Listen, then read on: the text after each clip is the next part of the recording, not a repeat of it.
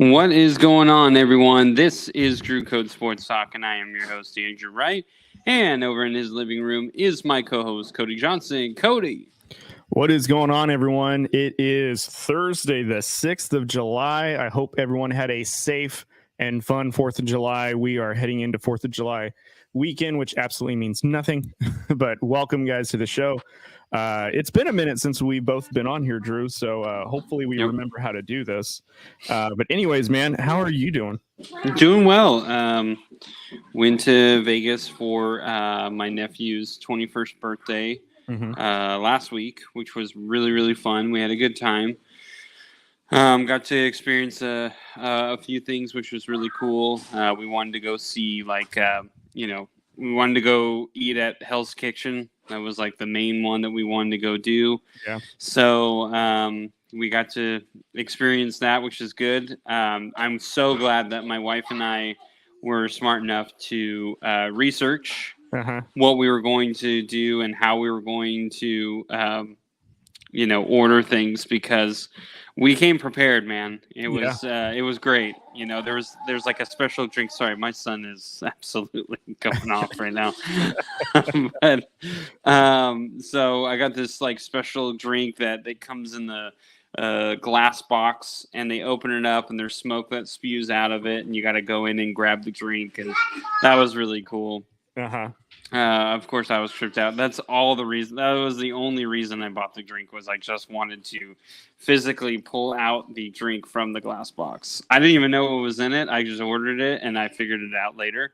So that was fun. But the food was phenomenal. I told you, you know me, I hate seafood. I'm not a seafood guy. Yeah. Not at all into it. We had lobster risotto and scallops, and I ate basically majority of the lobster risotto because my wife and I were sharing, and she was like, "No, go ahead, finish it." And so I ate that, and then my wife had the scallops, and I had one, and they give you like 5 or 6. I don't remember how many they give you, but I ate one full one by myself, and I was like, this is so good. Right. So I was like, well, I guess the only time I'm ever going to eat fish is if it's done correctly. So I was like, that's how I'm going to do it. So. Oh, I was just going to say the only way that you'd have fish is if it was bougie. But well, I mean, it's kind of we're saying the same thing here. So but it was really fun. We had a good time. You told me about eating seafood, and I was like, oh no, please don't tell me that you almost yacked it at Hell's Kitchen. And you're like, dude, I ate all of it. It was so good.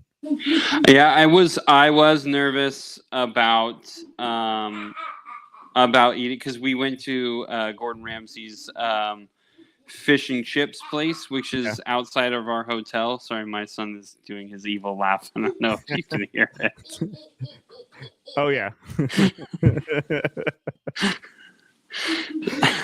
Cameron, cut it out.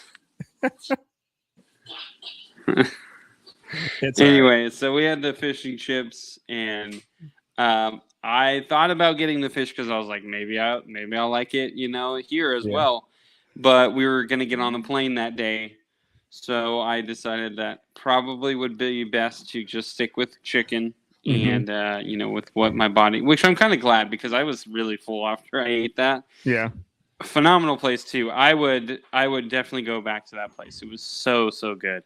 It's just literally as it sounds. Fish and chips. It's a box. You get fish. You can do shrimp, chicken. I forget what else they had there, but like you can mix and match if you wanted. And then they just had the fries, and you can they do like different style fries. They call them dirty fries. Right. I got dirty fries, and I got sour cream, like cheddar and like bacon bits, but the bacon bits were like actual bacon, and it's not this like diced bacon. It's like strips, like long way. Ew, dude. Oh, it was so good. Anyway, I've been telling my wife that I've been really in the mood to go back there.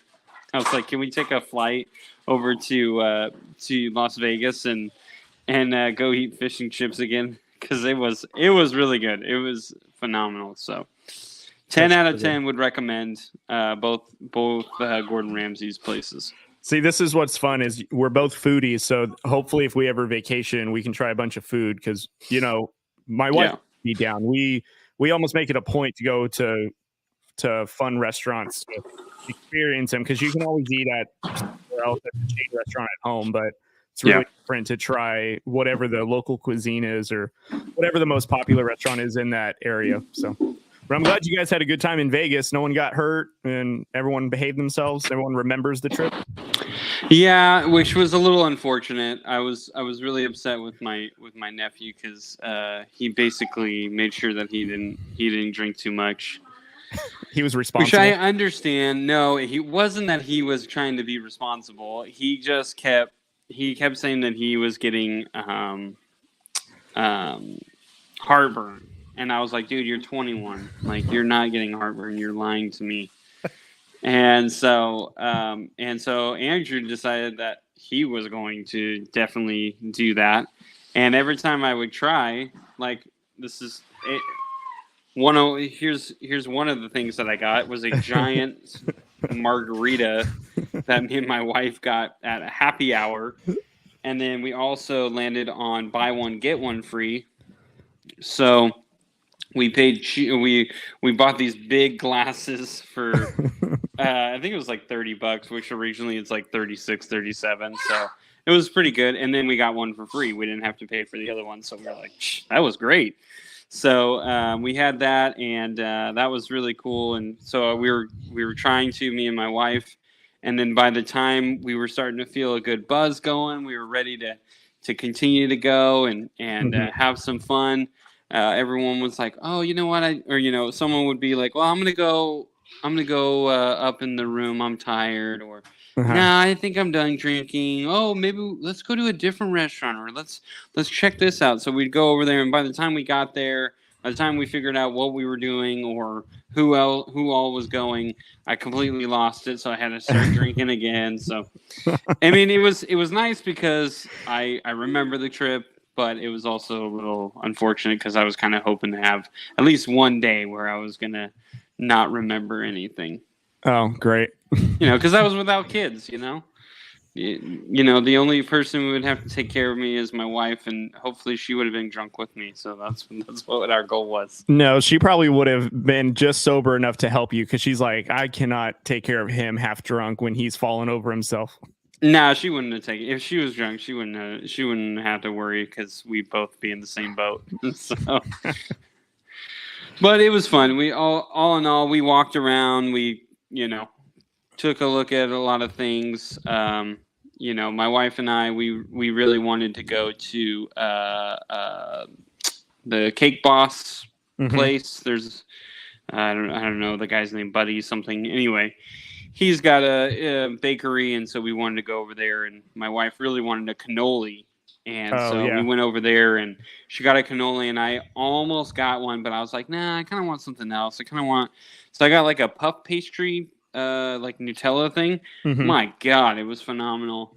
But my wife's cannoli, I'm not usually a huge fan of cannolis because usually people, the way they make the breading, I'm not really a huge fan. And it's usually just whipped cream. It's not really an actual like thick cream. Oh man, this was almost ice cream based, and the breading was just like perfect. Oh, it was so good. I was like, dang, I should have got a cannoli. I was so mad, but it was. I mean, my pastry was still really, really good. But yeah. Oh, okay. Well, I'm glad you guys had a good time. I'm glad everyone got home safe. I know that you were MIA for that whole week, and we were on vacation for a while, you and I, which is why we weren't able to do the show. So it was really, really interesting. So nevertheless. Sorry, my son is fighting with my wife right now. It's funny because he wants to run around this island that we have in the vacation. Well, don't laugh. It's going to encourage him. It's so funny. No, she's probably just laughing too. Anyway, so yeah, we had a good time. It was fun. We'll definitely go on a Vegas trip again. We're gonna have to do a few things differently, but now that we've all gone, we kind of know what there is around. Maybe we'll have a better idea. So if we go another time with everyone, we'll have a better time. So Yeah, for sure. All right, Drew, why don't you kick us off with the first topic you want to go over? Well, it is good to be back and talk about sports. Really, nothing much has been happening. I mean, over the weeks, there have been a few things here and there, of course, but I feel like, this is kind of if we're going to miss a couple of weeks, we kind of missed the right couple of weeks. Yeah. Yes, the NBA offseason is going off, but really it's just been, I don't know.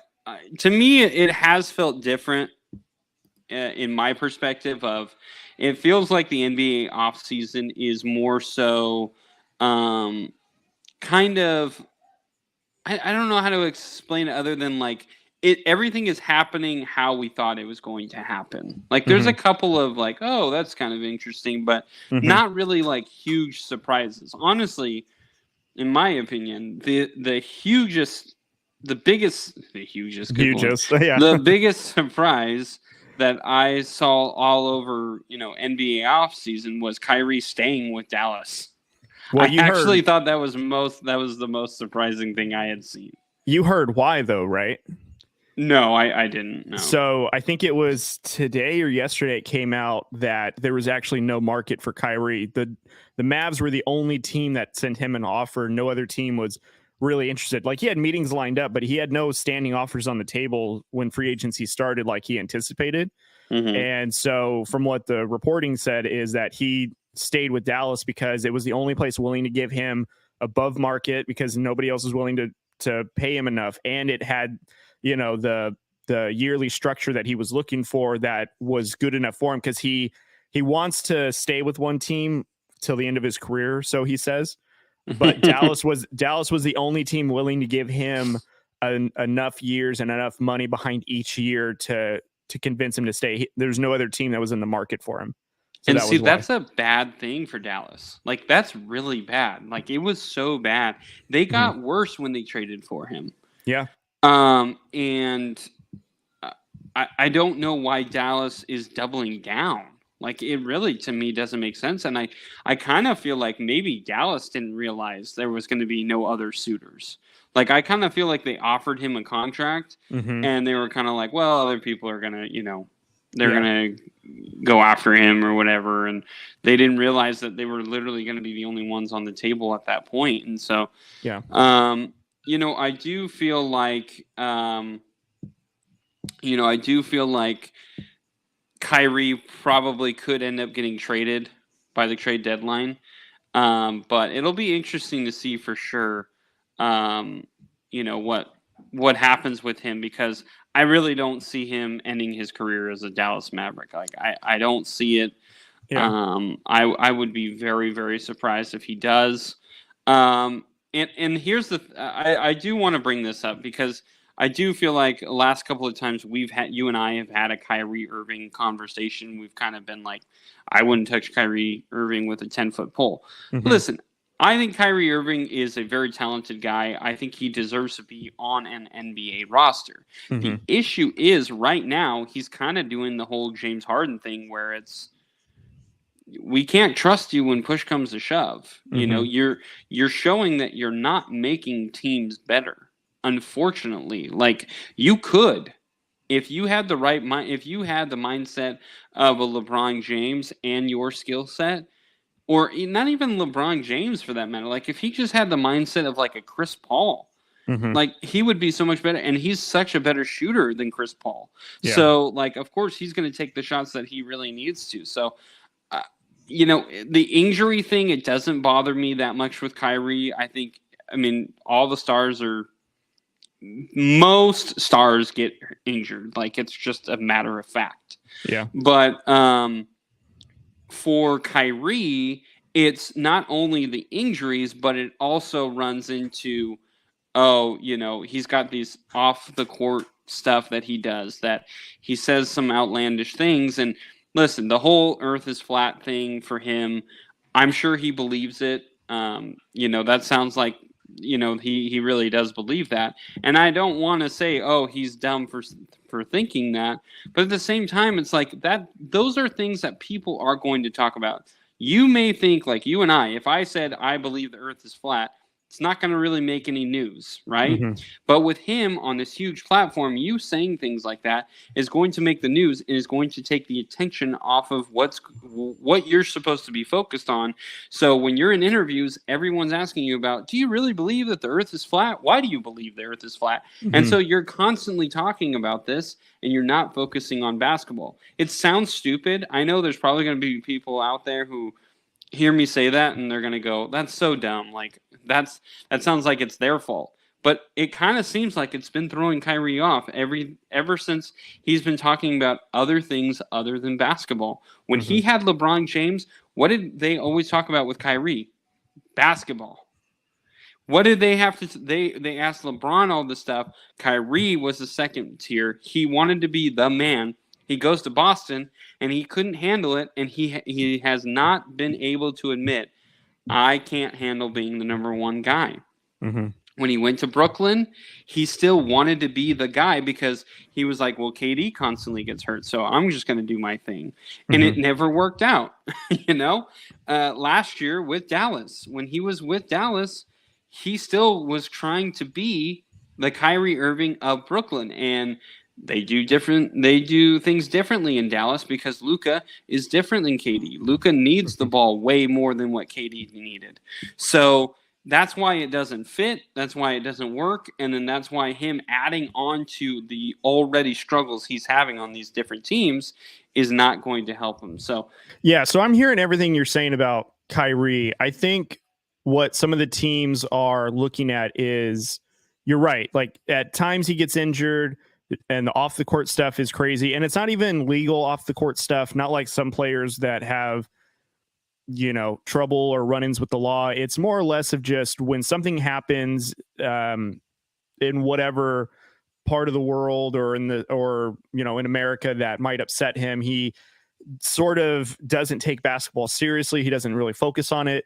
And I don't think there's anyone that can argue that Kyrie Irving isn't an extremely talented player. And if we're gonna rate players on strictly talent, we're talking shooting, handling, finishing, all the attributes. You can make an argument he's probably in top 10, maybe can get in top 5 in terms of talent, just because of what he can do on the court.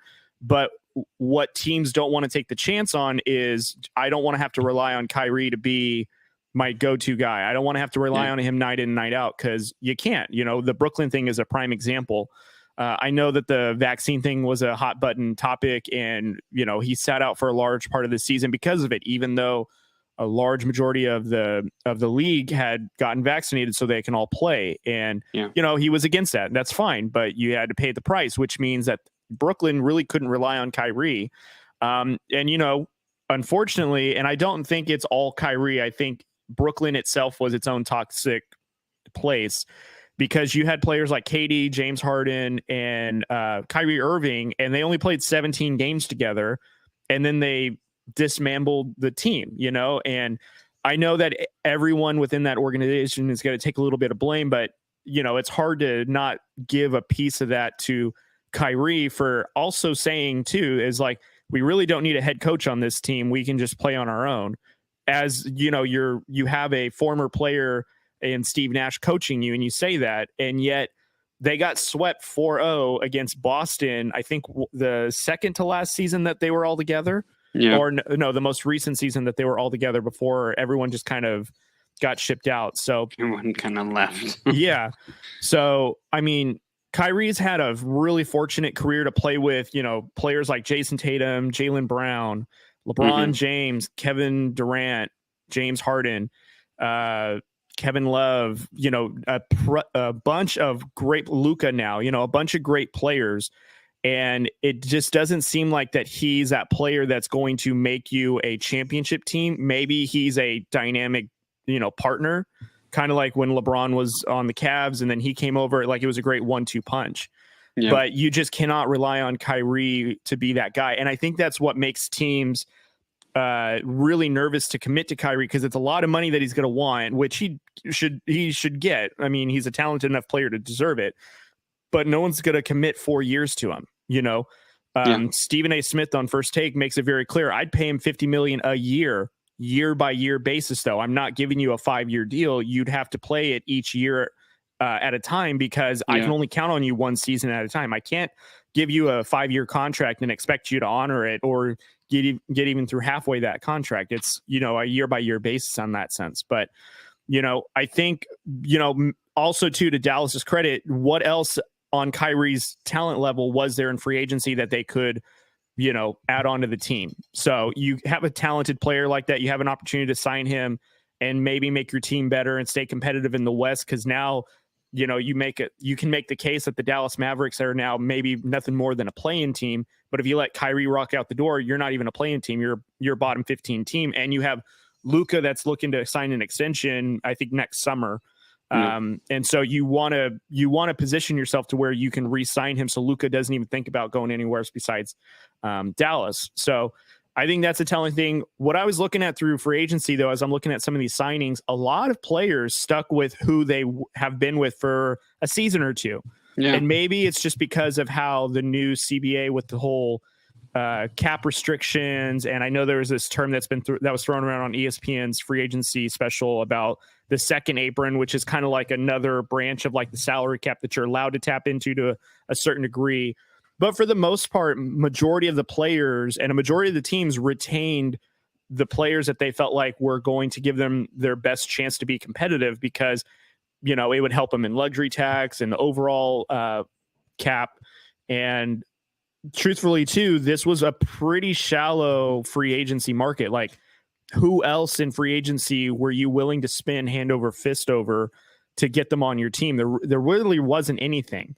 So I think that what we just saw is a bunch of role players that got some hefty raises, but nothing that jumped off the page of like, you didn't see like a Joel Embiid go into free agency. You didn't see like a Luka go into free agency. You didn't see, none of those Bradley Beal being traded, that and Chris Paul being traded were probably the top two trades you can look at of like, wow, that was pretty big, but nothing of like a signing frenzy. This was all pretty much staying within the same team and making it work that way.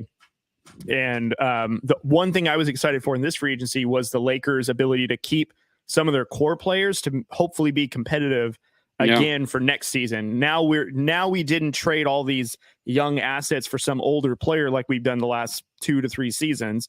We actually got younger, taller, and now we're going to see what we do with a full off season and potentially LeBron James's last to second to last, seasons of his career. If it all plays out right. So we'll see.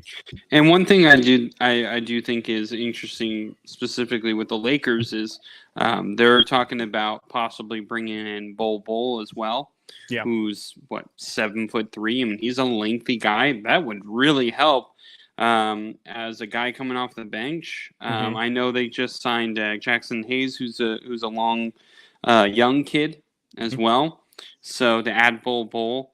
I think would really help out defensively, and he can hit some shots too. So he's kind of a spread big. So he could really help out the Lakers with some bench time. So I really like what the Lakers, even if they don't sign Bol. I mean, I'm just glad that they're looking at guys like that who could legitimately help them. They're not trying to re-sign Dwight Howard again.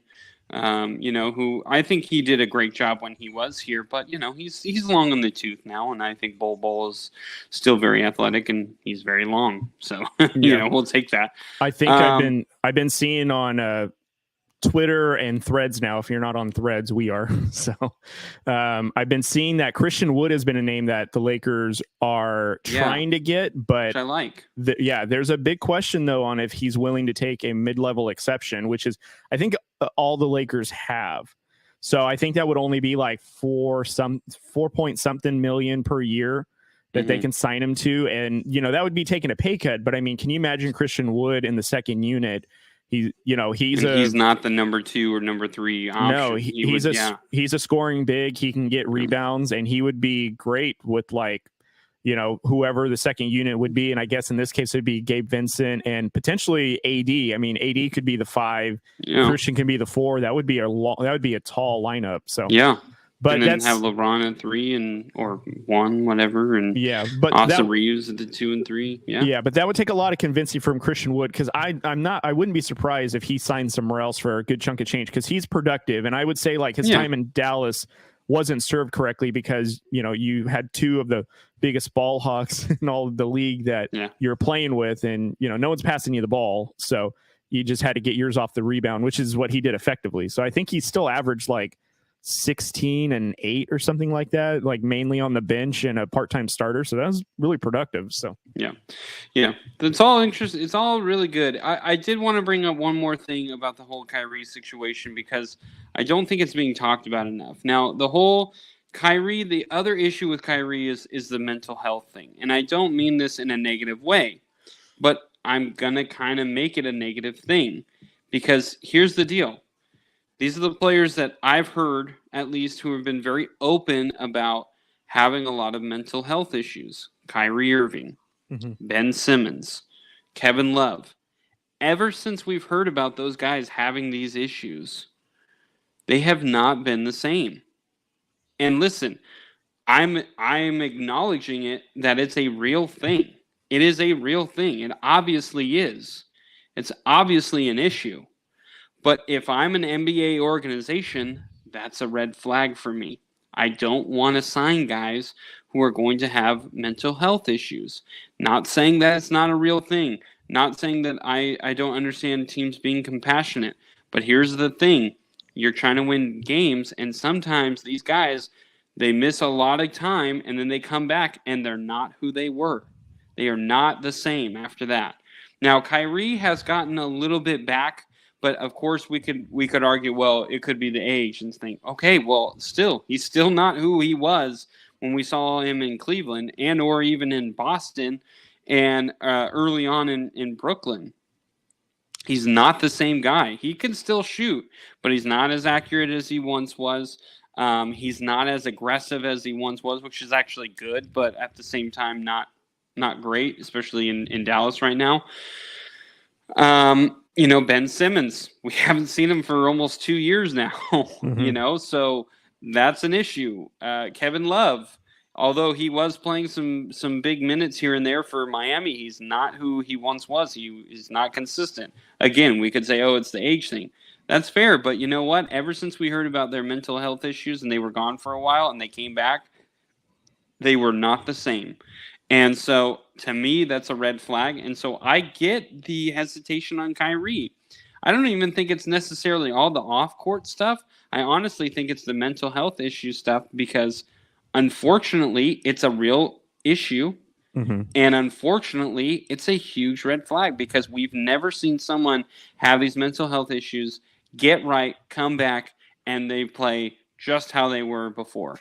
It takes a long time, and I would argue it took Kyrie almost a year and a half to get where he was, and I still don't even think he is there. So that's just what I wanted to bring up. Fair. Okay. All right. Well, I mean, we could talk about the Bradley Beal thing, Cody. We could talk about the Chris Paul thing. Listen, I'm not sure how it's going to work in Golden State. I'll just say that right now. Okay. I'm actually kind of interested to see how it's going to go. I kind of do think someone's going to be a trade piece, whether it's Clay, whether it's Steph, whether it's Chris. I doubt Steph. But I kind of believe that this is a really small lineup. And what we saw from Klay Thompson is he's not the shooter he once was. And that now causes a big problem for the Warriors because when he was a shooter and Steph was a shooter, that's why they could go small. Now you only have Steph that you can really rely on. You don't even have Jordan Poole on there anymore. Chris Paul doesn't shoot enough to be called a shooter. So I don't know. It's gonna be interesting to watch this team. That's for sure. But okay, so what do you think is the best case scenario for the Warriors as constructed? Best case scenario, I do think they find because I trust Steve Kerr, I trust Steph Curry, I trust Chris Paul, and I think Klay Thompson is going to get a little bit better. I don't think he's going to come back and still be missing all the shots that he was missing. Draymond Green is so smart. I think the best case scenario is they're back in the NBA Finals.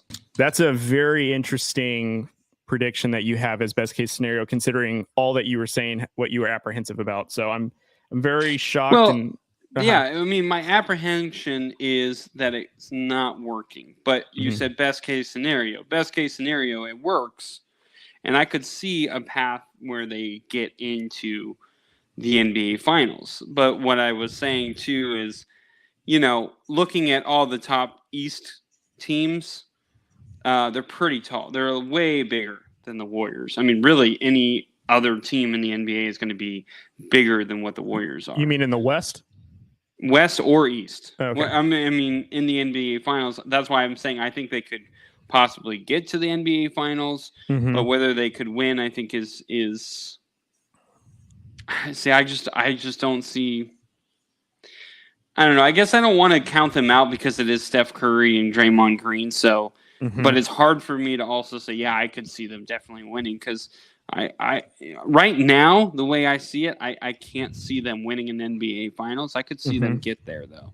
Yeah, I will say them getting rid of Jordan Poole is not the worst thing that's ever happened to them. I think Jordan Poole being out of there probably is best for all parties in consideration. And Jordan Poole's in Washington now, where he'll have an opportunity to be next to Kuzma to develop a nice little young team and do their best to succeed. And we'll see how that goes. I think though, you get a player like Chris Paul. There's absolutely no doubt that at least on your second unit, you've gotten better. Because I don't see a world where they start Steph, Clay, Chris Paul, Draymond, and Andrew Wiggins. Like, no one is taller than 6'6". That lineup ain't working for anybody in the NBA, no matter what. I don't care how good anyone shoots. That ain't working. So I can see. But who are you going to put in that's why I have a hard time with this team right now is because you say, okay, you're way too small for that. I agree. I think you're way too small to have that as your starting lineup. But who are you putting over? I mean, you could make an argument. You could bench Clay. You could make an argument, maybe Draymond. But I think Draymond is too smart to have him on the bench. You start Draymond. He's your defensive anchor. He's the alpha on your team. You don't put him on the bench. I don't think the Warriors are done in free agency. I think that they will get a bigger two just because it's the Warriors. They're gonna have to. Dwight Howard's coming to the Warriors. Yeah, I can see them being a team that would maybe go after a bowl just because, like, hey, we really need size. You can shoot. We maybe just need to teach you how to play the game right. And, that'd be a good team for him to develop with that would give him the time to do that. Christian Wood, again, a player that I would love the Lakers to sign. That's another player I can see, potentially getting taken by the Warriors if they have the cap space to do it. Yeah, and he would be a good size to come off the bench because I think your starting lineup would still look like Steph, Clay, Wiggins, Draymond, and Looney. I think that's your starters. And then I think Chris Paul runs the second unit where you would have Jonathan Kuminga, who is a hidden gem. And by all accounts on everyone on the team, he's just waiting to have a breakout season. And Chris Paul is really good about having young players flourish when he helps them. So you think Chris Paul's coming off the bench? Oh, yeah, for sure. How are you going to start Chris Paul? Because I don't see in a world that's why I don't understand this trade because even though I think Chris Paul is more of a team player than anything, I also don't think he wants to come off the bench. And I also don't think that Klay Thompson wants to come off the bench. I know Draymond doesn't. I think Kayvon Looney actually is going to be coming off the bench. I don't think he's going to start. I really do think it's going to be the small ball lineup, at least in the beginning, because I think they want to see how it works, how it happens. And then if it starts to become a real nuisance, then I think they're going to start benching Thompson, throwing in Looney. I think you're still going to see Chris Paul in that starting lineup until they really figure out it's not going to happen. Because I have a really hard time seeing that they traded a lot for Chris Paul and them not starting him. I don't see that. I I could see Chris Paul recognizing that his role is probably best served as helping the second unit, because like your guy Colin Cowherd said, is they need a grown-up running the offense with the second unit, with the young guns. And Chris Paul is like a player coach. He is a savant on the court.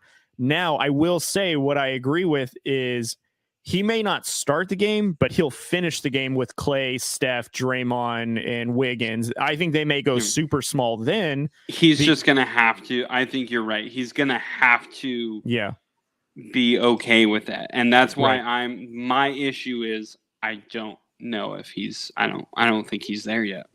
Well, we'll see. And again, I'm not even convinced that he'll finish the season with the Warriors. That's my argument too. I just think someone's a trade piece.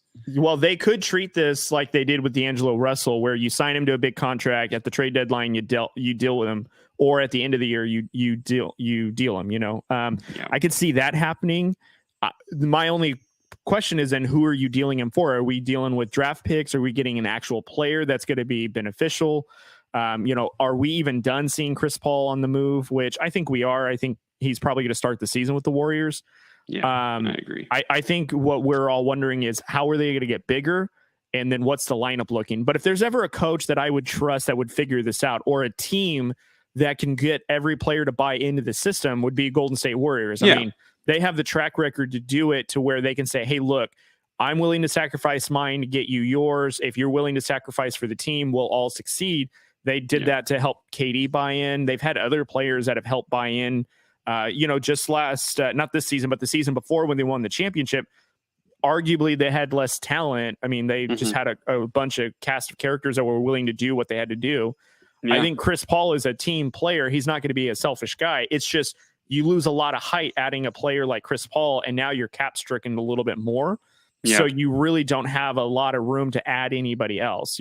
Honestly, they should have went after Kristaps Porzingis. I was just going to say, if they maybe traded for Porzingis, this might have been a little bit different, because he could focus defensively. He wouldn't have to worry offensively as much. Right. And it would come to him, you know?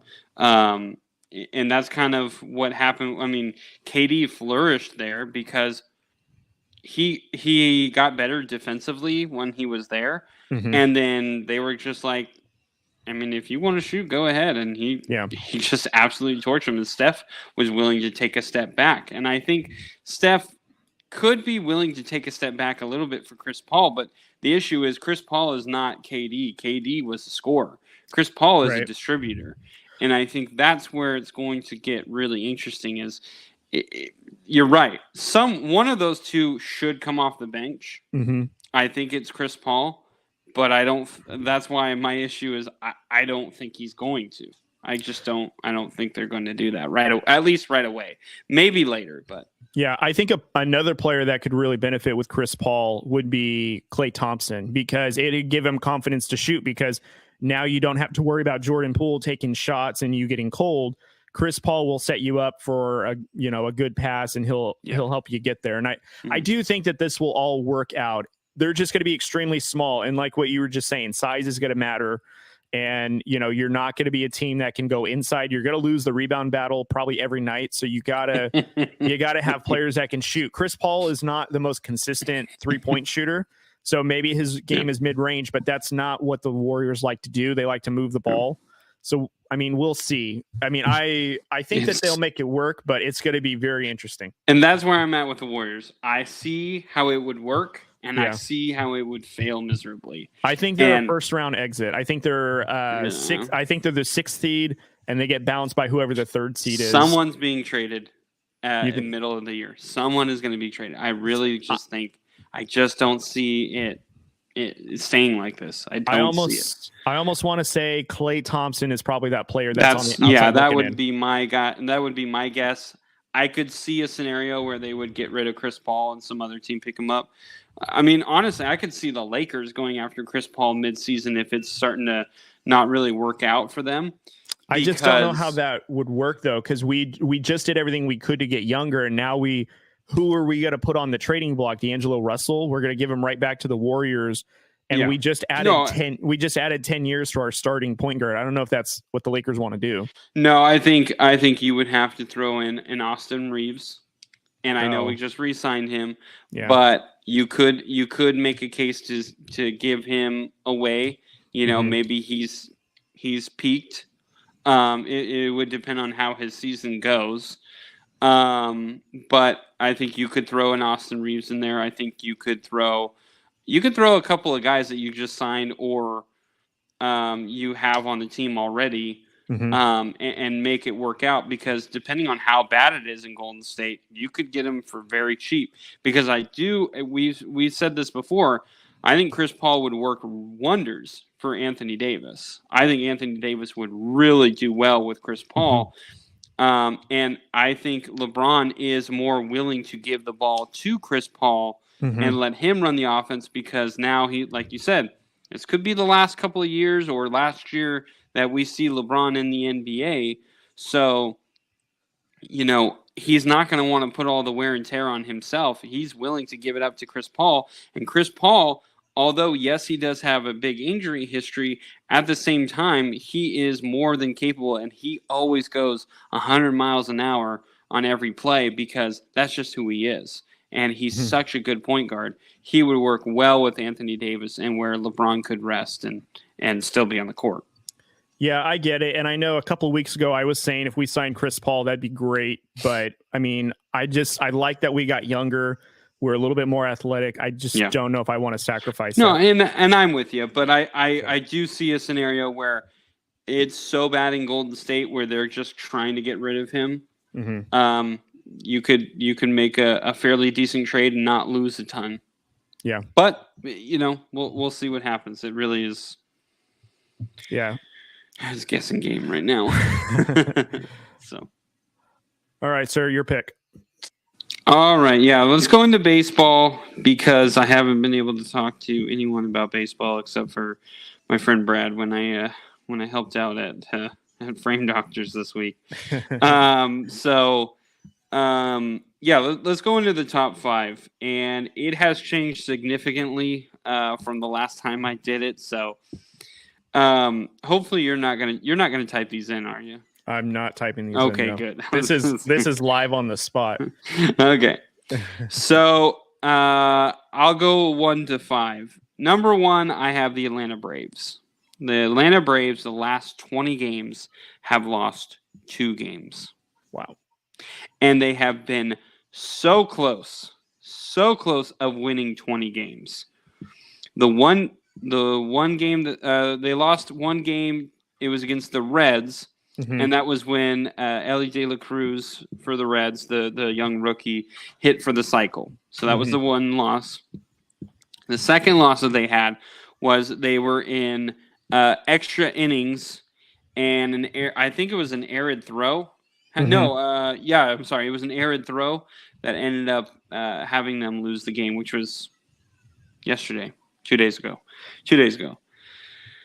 So, other than that, they've been close to winning 20 straight games, which is incredible. This team was kind of wishy-washy in the beginning. I mean, I was reluctant to put them in my top 5. Yeah. They've now flourished. And to say that they're beating good teams is kind of an understatement. I mean, they see the Miami Marlins, who are only 8.5 games behind the Braves. They're 51-38. So that just shows you already how good of a team they really are. The Miami Marlins, the Philadelphia Phillies are also hanging around there. The New York Mets, even though they're 6 games under 500 right now, that's still a team that you have to be worried about. And that's still a hard team to play. I mean, you talk about, you have Verlander and Scherzer as your 1-2 punch for the Mets. And the Nationals are not an easy team to play. They actually are a very hard team, a difficult team to constantly play against. So that's their whole NL East that they have to face. I mentioned that the Reds are there. The Reds are first place in the NL Central, so they're beating them. This is a tough NL. I would say it's a stacked NL all these teams, like you talk about Arizona, LA, San Francisco, San Diego, like I said, Miami, Philadelphia, New York, Cincinnati, Milwaukee. I would actually even throw the Cubs and Pirates in there, even though, again, those teams are under 500.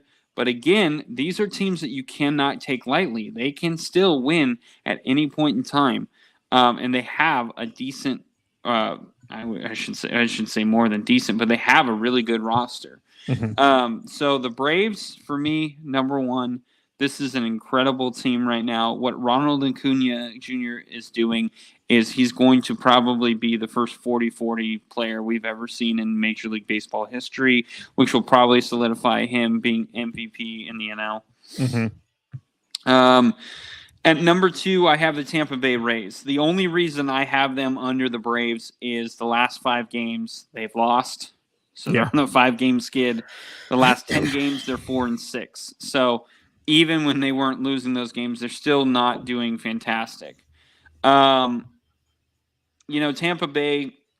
This is what I was saying at the beginning. They were a great team to start. They were killing it, but I told you in the beginning, Cody, and you can back me up on this one. I said this is not going to last. You're going to see a regression, and this is the regression. And unfortunately, it's happening just before the All-Star break, which now, after the All-Star break, other teams start to get really, really hot, and I think they blew their early success. They blew their success that they had too early, in my opinion. And I don't see this team now. I still think they're a really good team, and I could still see them make the postseason. So, I'm not saying that, but they're not as scary as they were, April, May, even in the beginning of June. If I'm not mistaken, didn't they lose their ace to the IL right now? Yeah, McClanahan is on the IL, which is another big blow. Right. But before that, the last couple of outings that he had weren't great. Maybe it was the injury. I'm not going to say anything because I don't know the full extent of the injury or anything like that. But having said all that, I would go with I still think Tampa Bay is still a very dangerous team to play. So, all right. Number 3, I'm actually going to go with the old Texas Rangers. Yep, I knew it. This team is they don't strike out. That is a big thing. They always put the ball in play. And that makes them already a difficult out. I watched a game. It was the Rangers and Astros. And I was at work with my buddy, and we were watching the game, and they went down like 6-0, like right off the bat. It was ridiculously crazy of how bad that the Rangers were playing. They pulled their starting pitcher, and they threw out some relievers, and they were giving up some runs here and there, but they ended up catching up and tying the game 11-11 in the 9th inning. And then in the 10th inning, they ended up winning 12-11, which was crazy. I mean, the way the game started, the Rangers had no business being in that game. They ended up winning it. This team has no quit in them, and you can't count them out. My worry is their bullpen. Their bullpen is not that strong. I mean, honestly, in that game, their bullpen was not that great. It was just who could score last, and it ended up being the Rangers. This offense is a really good offense. I think it's still very underrated. They have a really good starting rotation, but I can see the regression starting to happen for that starting rotation. So that's another worry that I have for the Rangers. Can this team win the AL West? I think it's possible. Will they? I don't know, just because when you talk about Houston being there, that I don't know. It's a tough one. Houston is not who they were last year, that's for sure. Obviously, without Verlander, that also kind of sucks. But even losing Altuve again, the last 10 games, they're 7-3, so they're starting to catch up to the Rangers. They're only 2 games behind the Rangers in the AL West, so it could happen very soon. But I'm still gonna say that I think the Rangers, if they continue what they're doing, I could see them winning the AL West. Do you think they're legit What do you mean by legit? Like, are you a saying could they postseason be threat? Postseason threat? Yes. Do I think they're a World Series threat? No, I don't. Do you think if the pitching is addressed that they'll get there? I just don't know who they would get. I was because my Verlander. Well, Maybe. my follow-up question would have been like, do you think that there'll be buyers at the trade deadline for pitching? Oh yeah, 100%. I don't know who they're going to go after. If I were them, I'd probably go bullpen because I don't really trust a lot of the arms that are in there. That's just I don't watch the team every day, so I couldn't really. Was it the Royals got Chapman, or they got Chapman from the Royals? They got Chapman from the Royals. Oh, okay. Yeah, but. He's not a role Chapman of New York. Yeah, or from before. So yeah, so we'll see, but it'll be interesting. But I do think they're going to have to do something. I don't think Chapman solves a lot of their issues. I think it did help a little bit, though. He has experience. He is a guy who's been in the league for a while. He's productive. But he's also a guy who can go wild and I should say rogue at any time. And so you just never know. Yeah. So anyway, the Rangers, number 3. My number 4 team, this one is really difficult for me, but I'm going to stick with the Baltimore Orioles at this point. I think the Baltimore Orioles are right now a better team in terms of their hitting. They're missing one of their big bats in Ryan Mountcastle. And Ryan Mountcastle, when he comes back, is going to really help this Orioles team. Now, the thing that I'm really surprised about is their starting pitching is doing really well. Again, bullpen is going to be something they are going to have to focus on. They are very young, and that is a little nerve-wracking to me. But I can't ignore what they are doing right now. And I just feel like the Orioles have been very consistent all year so far, which is actually very surprising. I thought they would have a mountain of a fall.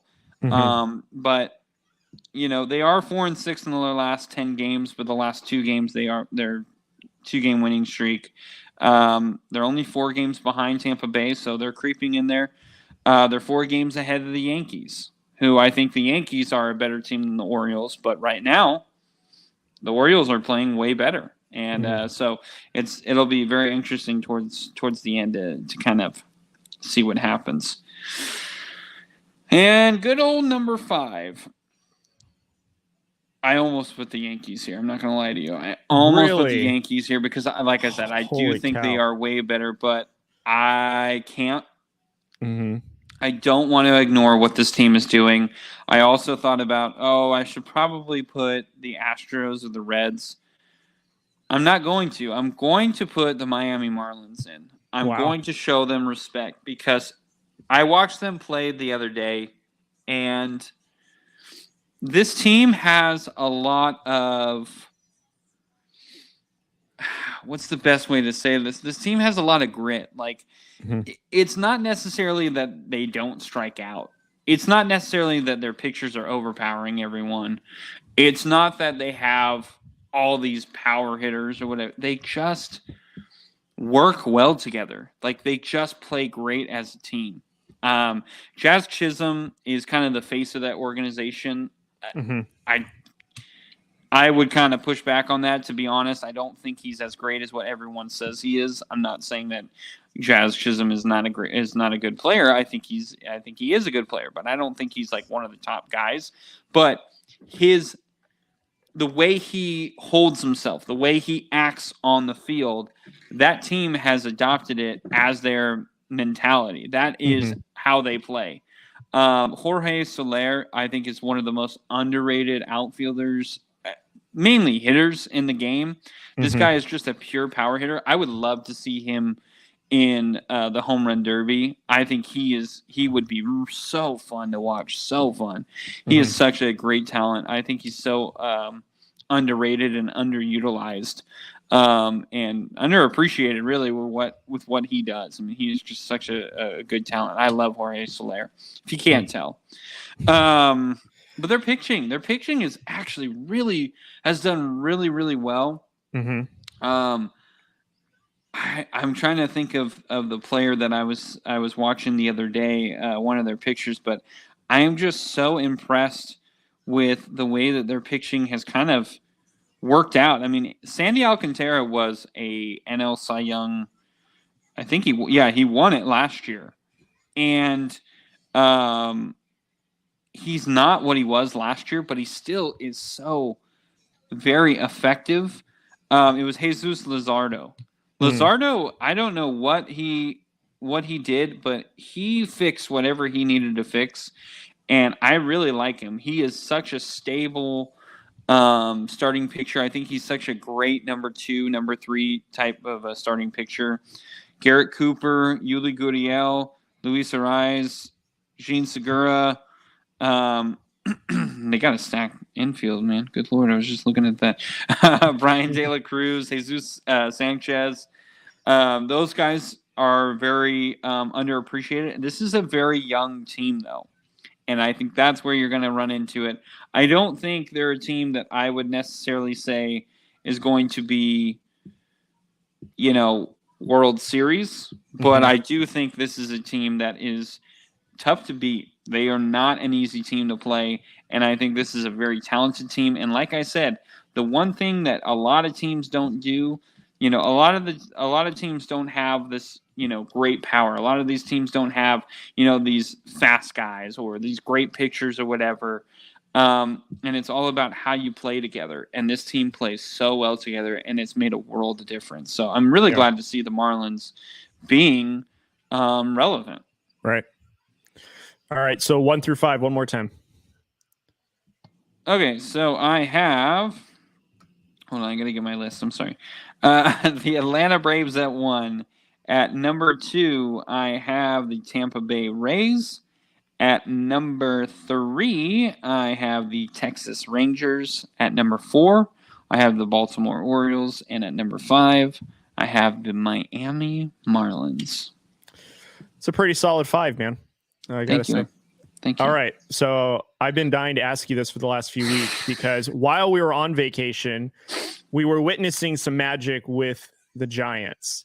And I say that we had, and I want to say it was on the weekend of your son's birthday.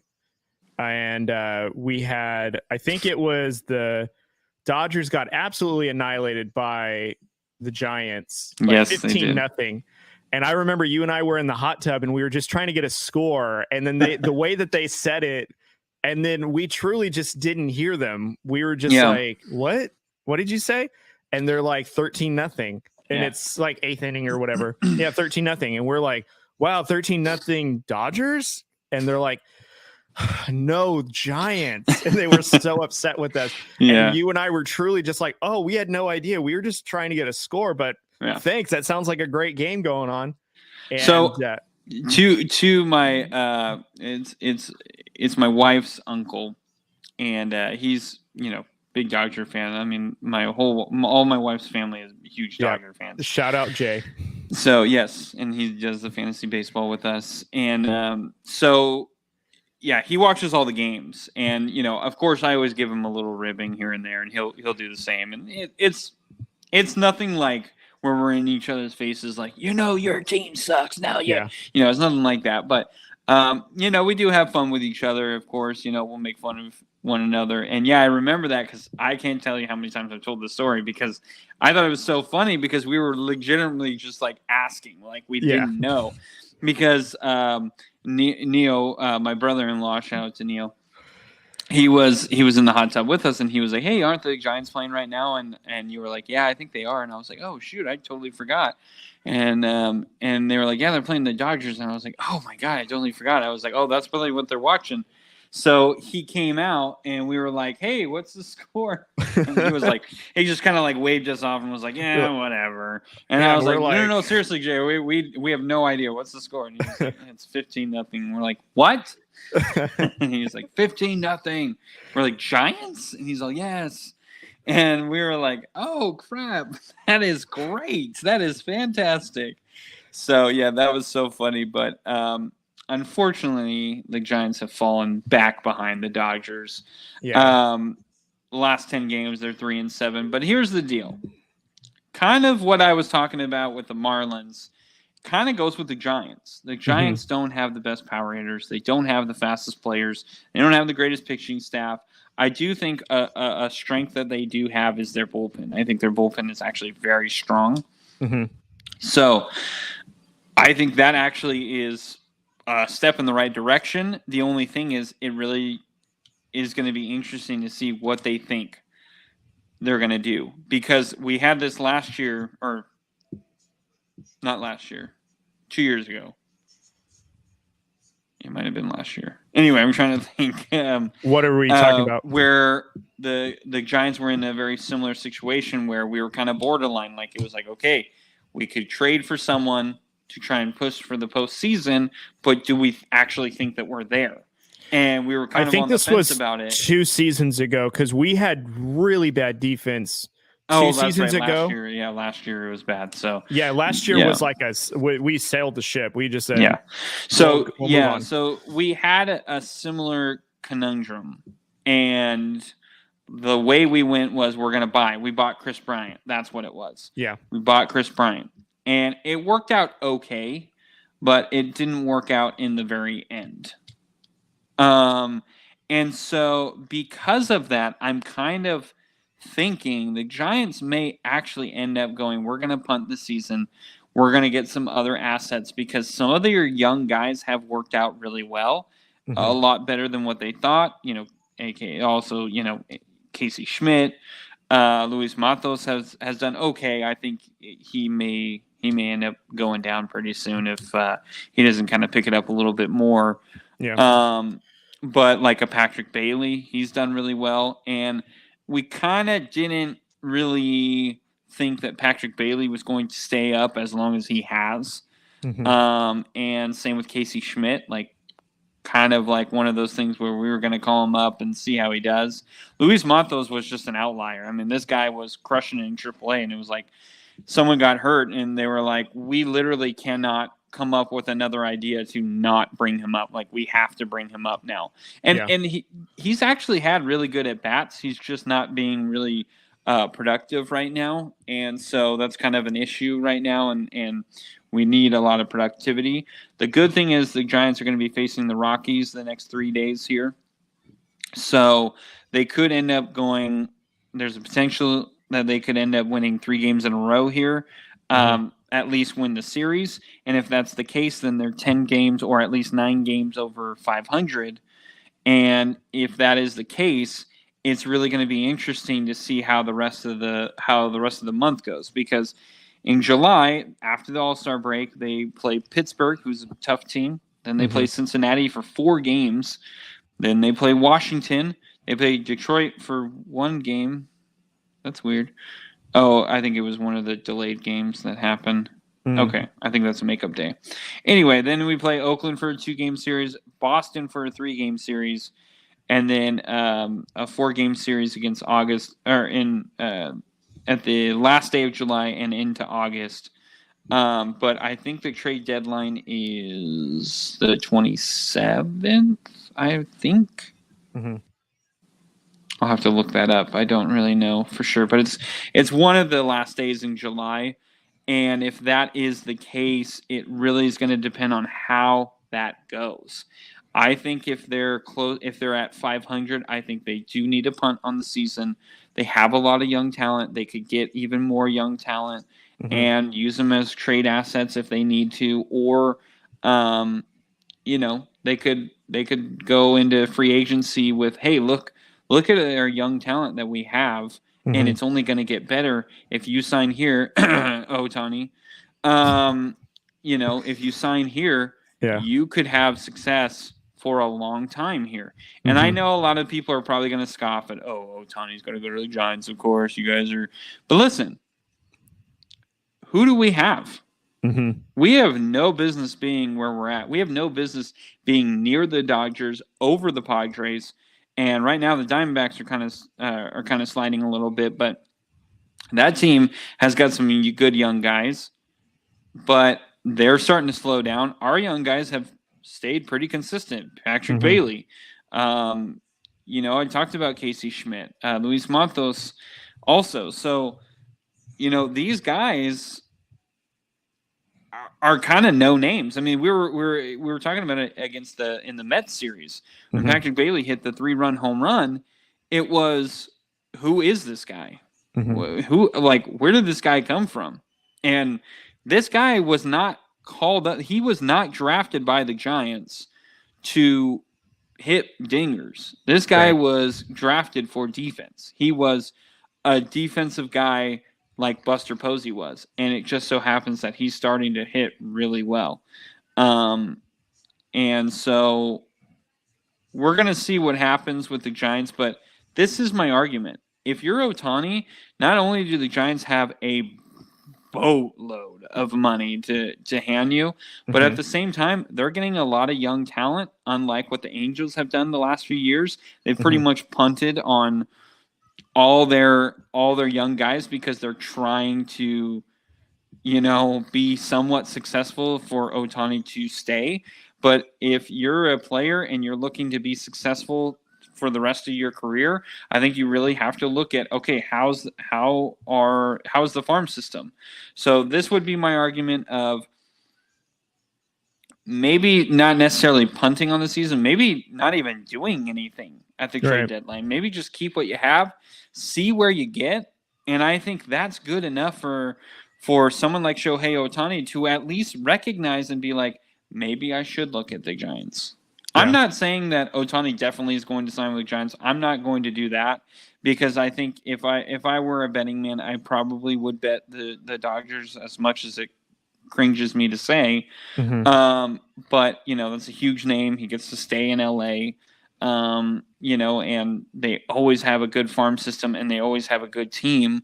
So, of course, the Dodgers would make a lot of sense. But at the same time, you could make an argument, look, the Giants are going to be good for a good long while, and you would be the face of the Giants for the rest of your entirety. Like, you would be a Giants legend. And I do think that actually does hold some weight. I know a lot of people like Giants, come on. But if you've never been to a Giants game or you've never just been to San Francisco, the love for the San Francisco Giants is huge. I would argue it's actually bigger than the 49ers. Maybe that would be another pushback thing. But I do think that the Giants have such a huge following for being just like a whatever baseball team to a lot of people, and I don't think we get the credit that we deserve. Winning the 3 World Series that we did in the 5 years that we did, it was insane, and we really didn't have these big name players. Madison Bumgarner and Buster Posey were the big players. That was it. We didn't have the Shohei Ohtanis. Imagine if we did. I mean, God, this guy hits like it's the second coming of Barry Bonds, and it could be. That would be insane. So I'm just saying, I do think for people who are scoffing at, the Giants think that they have a chance at Ohtani, I actually do think it's legit. Do I think they will? Like I said, if I were a betting man, I probably wouldn't bet on the Giants to get him. But I do think they have a solid chance. I don't think it's a nothing statement. Yeah. So I would say we've probably seen the last of Joey Bart. He'll probably, if at the trade deadline, he might be an asset that gets flipped for other prospects because there's just no room for him now.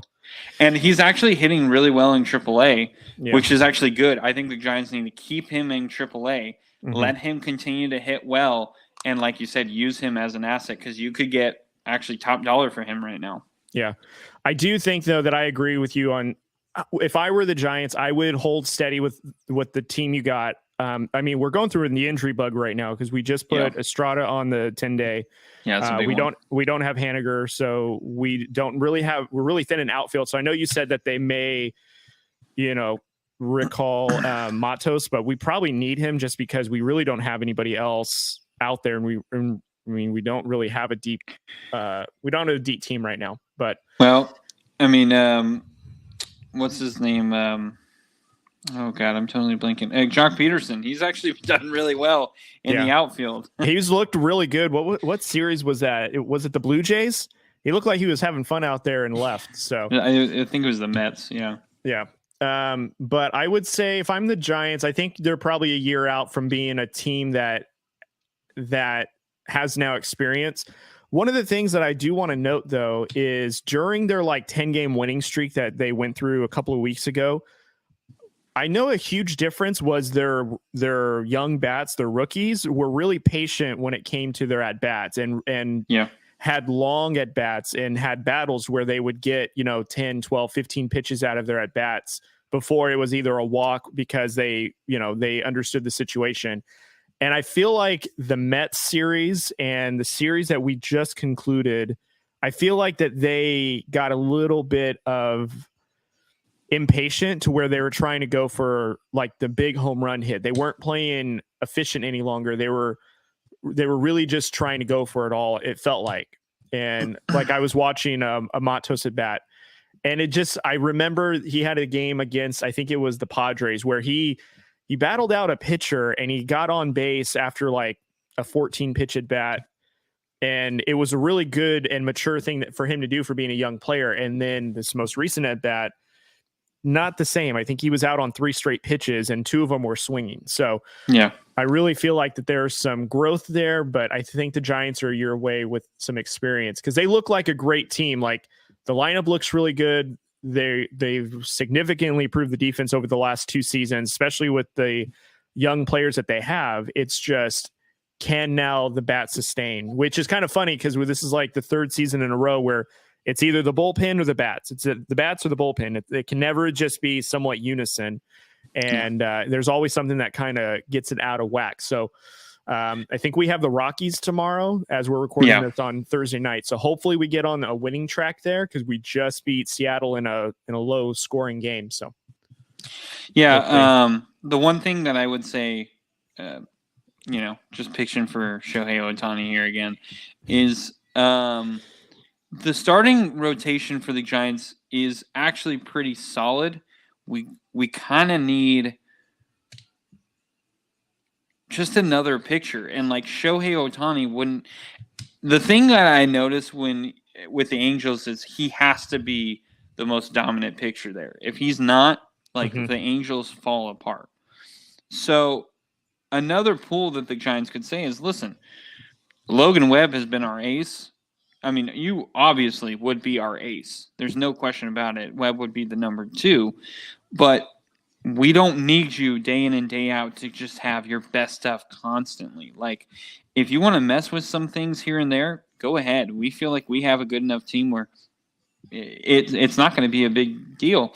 And we have such a deep team right now where we can rotate you in the lineup and you can get a day off here and there. You don't have to play every day. Mm-hmm. And if you want to, more the merrier, but you don't have to. So I do think that this is actually a really good situation that the Giants in, and I'm with you. I really hope that the Giants just don't do anything.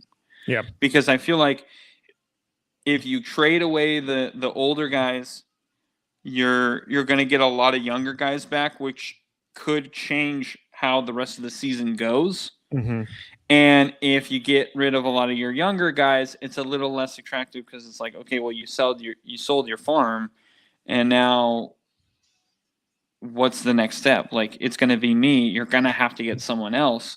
Whereas if you're the Giants, maybe you only get Ohtani and it works out. You don't have to be oh, we got to get someone else. We got to get.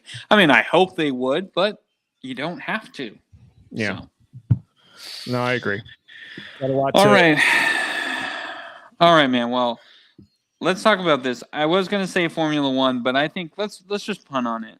I think there's so many races that are going to be happening. Mm-hmm. Austrian Grand Prix. Listen, Verstappen won. Whoop-de-doo. It was huge for Ferrari, though. It was huge for Ferrari. It was a shock. And Lewis Hamilton being the biggest crybaby of all time. Yeah, it was a little disheartening, and everyone's oh, well, when you were winning, blah, blah, blah.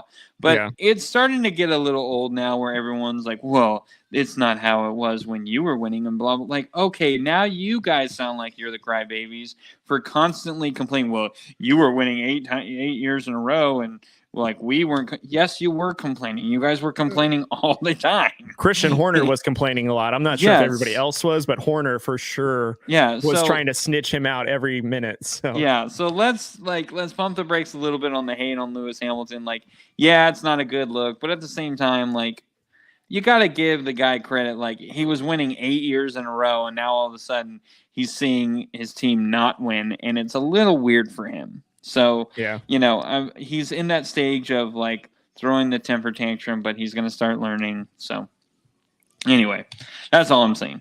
But, yeah, we have the British Grand Prix, which is going to be really cool. A lot of teams changing their, as they call their livery, their colors on the cars, which actually look really cool. The Williams one, I actually really, I was going to really say liked. the William ones look really good. Yeah, let's so see if that'll it be drives cool. well. So Well, it might. Logan Sargent and Alex Albon had a pretty decent day in the Austrian. So, yeah. But I do want to bring this up real quick, and then we'll go into our final thing. So we do have our fantasy F1. And I just wanted to give the listeners an update because we haven't updated since the beginning. So my wife had to make some moves. She used to have Sergio Perez and Carlos Sainz, and then she had Gunther Steiner, and that was really costing her a lot of points.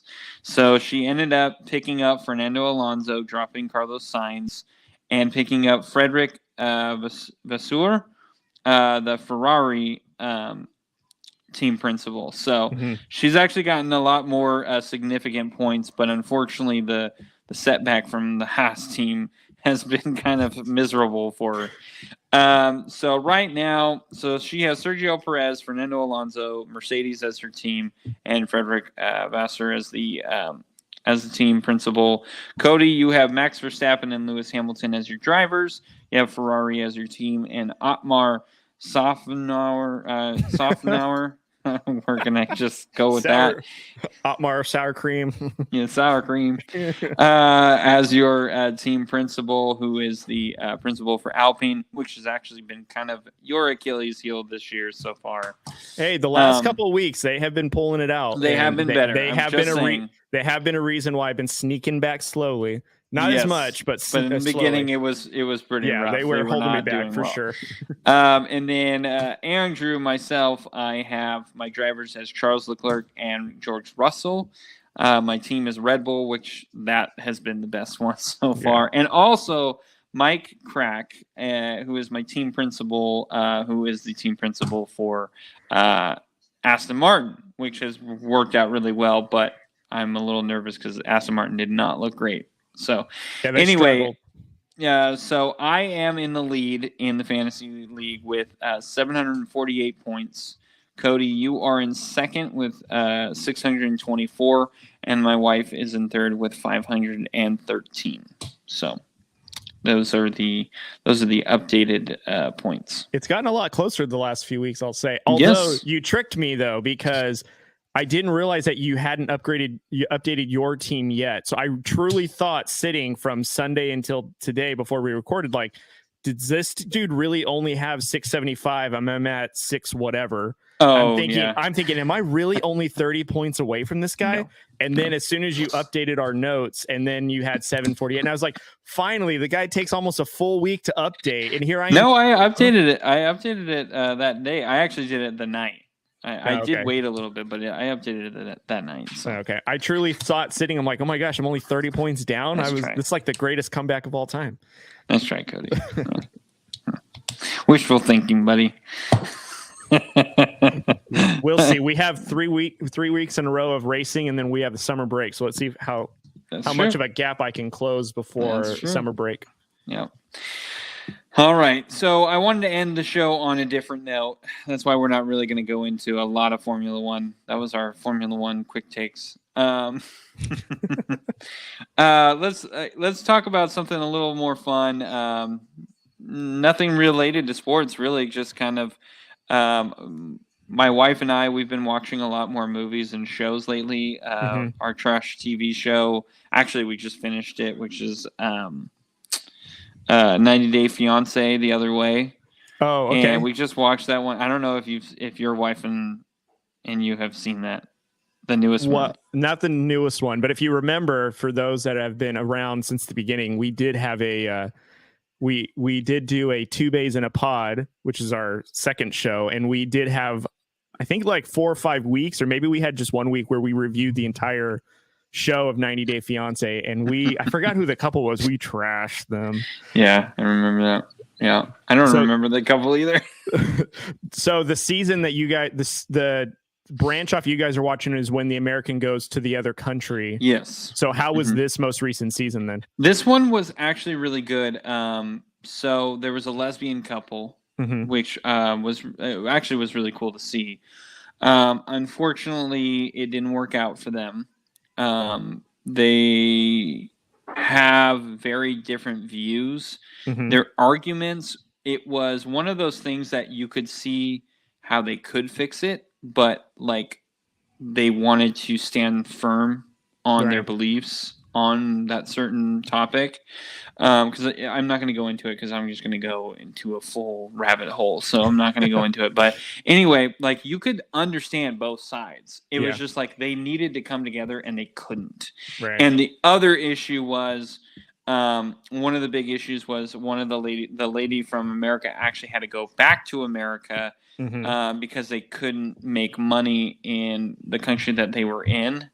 And so she basically was like, oh, it should hopefully only be like a couple of weeks, but it could turn into months depending on, how much money I can make. And so, of course, it turned into months and it became a real issue. And I think that was the huge part is they were so far away from each other. And like you could see they were having a good time when they got back together, but then they wanted to talk about the thing and they just like both of them completely shut down, didn't want to hear each other. And it was a little unfortunate. But I thought they were going to make it because they seemed really cute and they seemed like they really loved each other.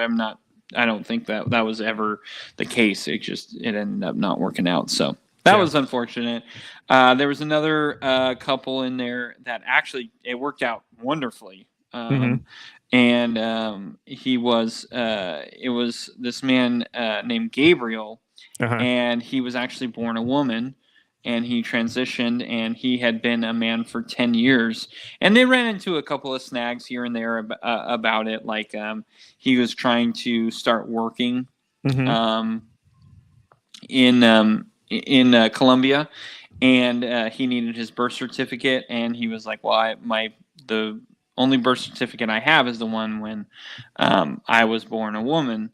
Or I was born a girl, and I don't have the one when I transitioned. And so that was kind of a fiasco, but they ended up figuring it out. So it really wasn't that big of a deal. He did just have to go back to America, get his birth certificate, and come back. So, gotcha. But it ended up working out really well for them, which we were really pulling for them because they were very cute and very he was like, he's this guy that has always been kind of like doing his own thing. He has these girlfriends, but like, just kind of having fun with them. And then he finds this girl who not only, was willing to accept him for how he was, but also she's got 2 kids. So it was going to be a huge change for him. And he ran with it. I mean, he absolutely loved it. So it was a really cool couple. And there was a lot of other couples. Those are the 2 that I really liked watching because it was really interesting to see.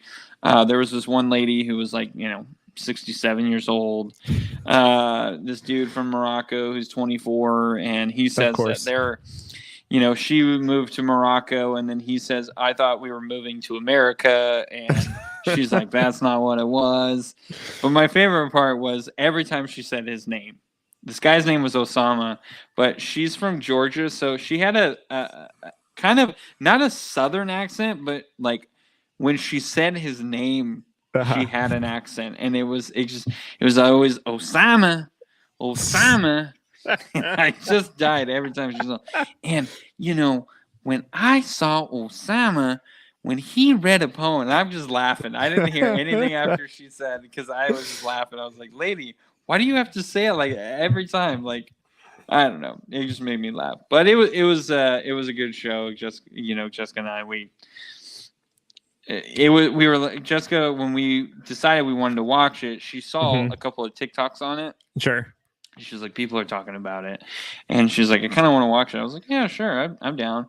And then we were kind of like, we were going to, and then we ended up not watching it. And then later on, my wife was like, I don't know. I kind of feel like we need a trash show. Like, we need trash TV. And I was like, all right, I'm with it. And she was like, let's do 90 Day Fiancé the other way. And I was like, sold. Down. Yeah. So we just did it, and we enjoyed the hell out of it. So it was That's good. funny. Yeah. I think the closest to trash reality shows that we've watched recently has been Below Deck, the Bravo show where they're on the mega yacht, and they love that show. Yeah, it's phenomenal. We've binged a couple of seasons that's on Peacock. We haven't seen the latest ones, but like it is absolutely insane. It's really funny because like there's so much like sexual tension, and then some people are just absolute jerks, and you'd be amazed on like, how do you function in life acting like that? Like I couldn't fathom. So that's really the only trash reality show we've watched recently.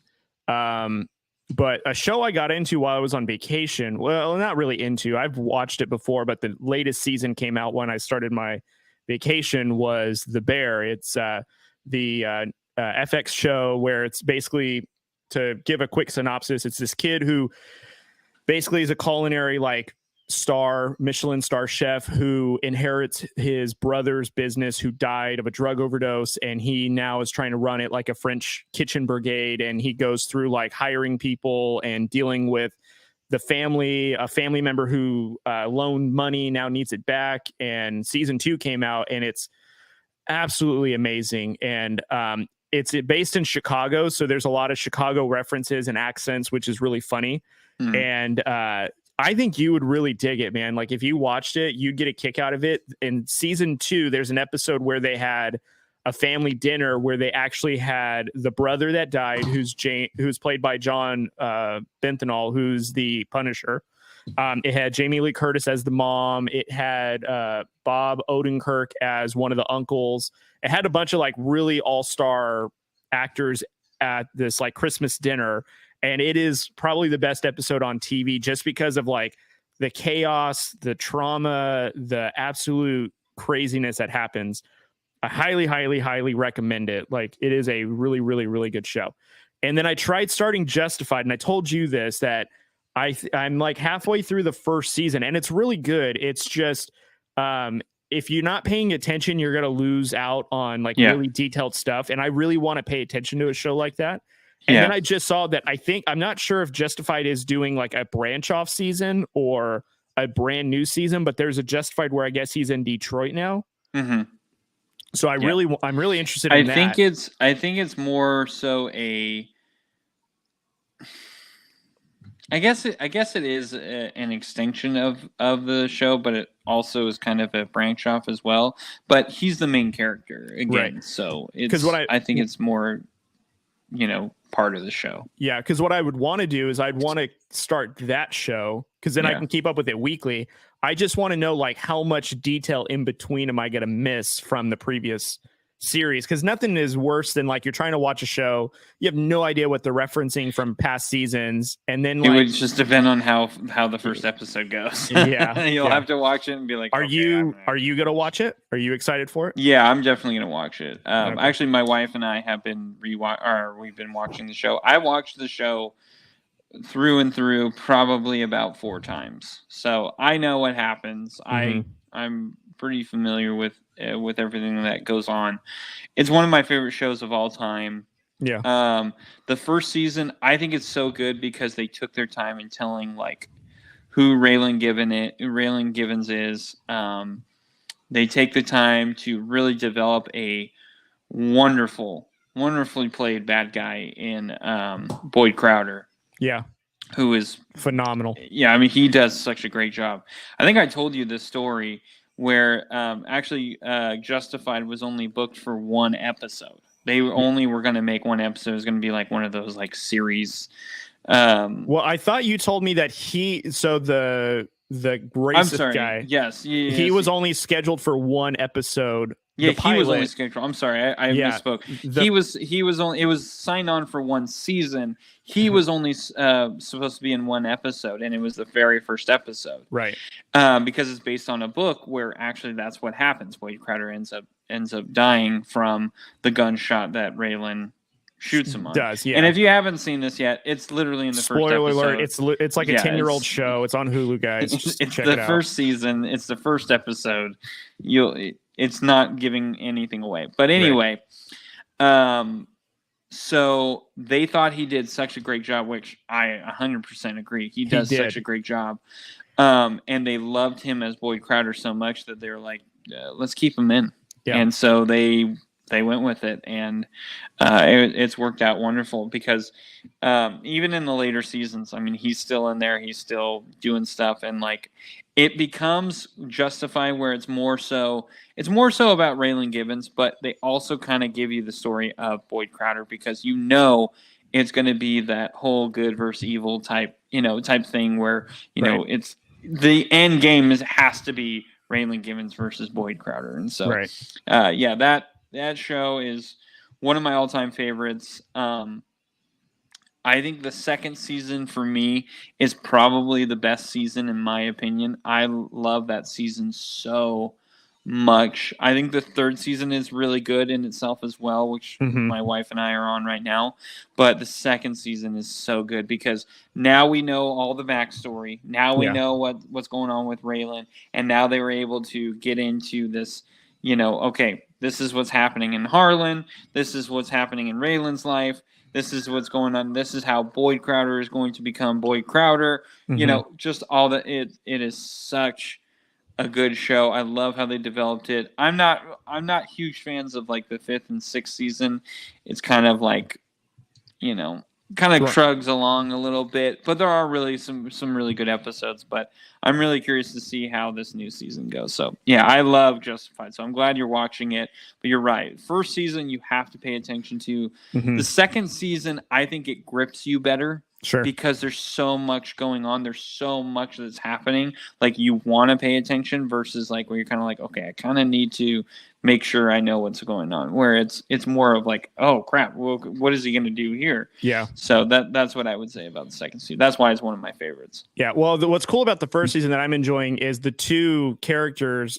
They basically have the same principles, but we're recognizing one is good and one is evil. But they're literally the same thing. They're just two different ends of the spectrum, which is kind of crazy. Cause then you're like that. Yeah. Cause then you're kind of like with what Raylan's doing. I was like, well, it's not bad, but it's like, but it's also not right. And then like what the other guy's doing is like, that's wrong, but it's like, but it's the same thing. So what are we talking about here? So that's what I'm finding within this first season is really cool. But there's also these characters that are in there that I'm like, okay, I know that they're going to have a role somewhere in between there.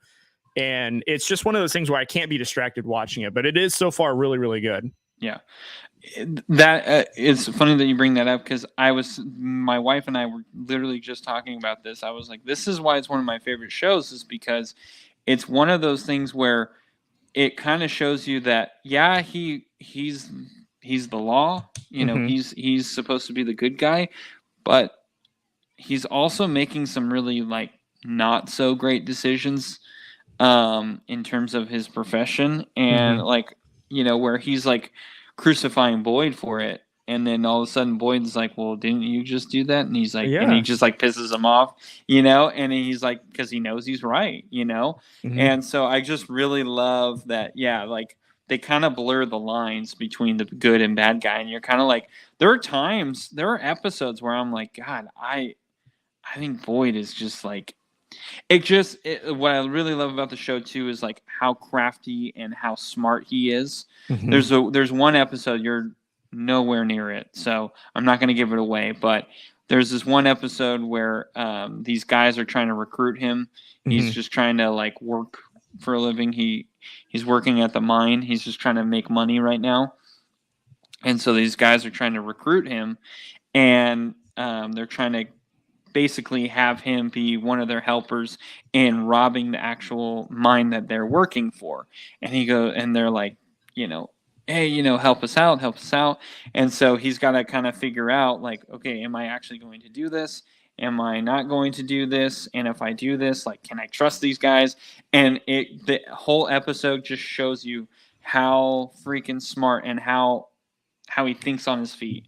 Mm-hmm. And there's like one line where during the episode, the guy's like, what happens, what would have happened if they would have, if they checked the bag? And he was, well, we'd end up like them. And so it was just like, oh my God. Like, so it's a really good show. I love that show so much. You're right. You got to pay attention to it. But I remember watching it when I first saw it, when it was actually airing on TV. This was before streaming services. Yeah, believe it or not. Yeah. And so I actually had bought the first 4 seasons on DVD, and then I realized they were putting them all on streaming services, so I stopped buying them. That's so funny. Have you and your wife started any new shows or watched any of the latest movies so far? So we haven't really watched like latest movies. We just started watching the Mission Impossible movies over again. Oh, okay. Because we were talking to my in-laws, and we always make our Morro Bay trip every year. Mm-hmm. And so we were talking, we always go into San Luis Obispo where they have a movie theater. And so we always go to the movie theater in the downtown area. And we always go see a movie. So we were talking about going to see the Indiana Jones movie, but then they were saying, we actually might go to the movies twice, which I was like, all right, that sounds good. Mm-hmm. And they were like, oh, we're talking about going to see Mission Impossible. And I was like, oh, okay, that would be cool. And my wife and I, we were starting to talk. We were like, I don't know if I've seen all of them. Right. And I was like, I think I've only watched 1 through 4, and then I haven't seen the others, which I think it's just 2 other movies and then this newer one. Right. And my wife was like, I'm pretty sure I've seen them all, but I don't remember it. Like, I don't remember all the stuff that happened. So I think it was Sunday. My wife goes, you want to watch Mission Impossible? And I was like, what? We don't have to. I was just noticing that they have it on Paramount Plus. And she was like, no, I want to watch it. And I was like, all right, cool. Sounds good. So we started it. We watched the first 2. And then yesterday we actually watched 3, which so far 3 is really good, is our right? favorite. Sorry, yeah. I was like, man, I don't remember a lot of it, but I forgot. Was it Philip Seymour Hoffman was the bad guy, right? Yeah, Philip he is Seymour Hoffman, crazy in that movie. So good in that movie. Yeah. Oh man, R.I.P. my guy. Yeah, no kidding. And then we're actually in the middle of watching 4, but so that's Ghost Protocol, right? Yeah, we're on Ghost Protocol. Yeah, that one's pretty good. I think you guys will like the Fallout one. That's the one with Superman's in it. What's his name? Oh, Henry Cavill? Yeah. Yeah, I heard that one's really good. That one's very good. I think you guys will like that one a lot. But 3, in my opinion, has been the best one so far. Like, yeah, so that one's very good. We're halfway through 4, and 4 is good, but 3 had such a banger story. Yeah. And it was so good.